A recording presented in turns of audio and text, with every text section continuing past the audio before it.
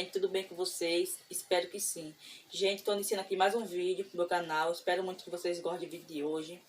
O vídeo de hoje eu mostrei um pouco pra vocês, organizando meu armário e meu micro-ondas, assim. O micro-ondas, vou limpar meu micro-ondas e organizar meu armário, limpar ele e organizar, né?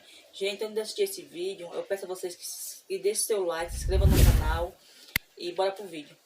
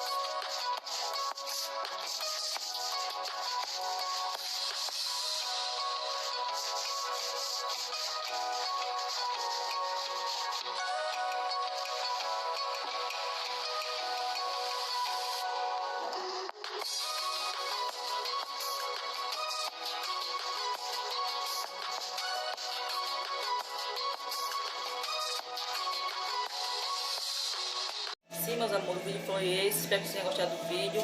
Eu só limpei só aqui, né, gente? Aqui dentro, porque aqui em cima já tá limpo, que a minha mãe limpou. Limpei por aqui por fora também as portas, porque dentro também minha mãe já organizou dentro também limpinho. Organizou e guardou as compras, por isso que eu não limpei dentro. Limpei o micro-ondas, né? Limpei ele, ficou limpinho. E o vídeo foi esse. Espero que vocês tenham gostado, gente. Se vocês gostaram desse vídeo, deixe bastante like, me ajuda bastante. E o YouTube encomenda mais e mais.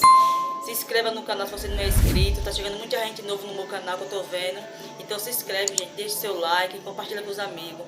E até o próximo vídeo. Tchau, tchau.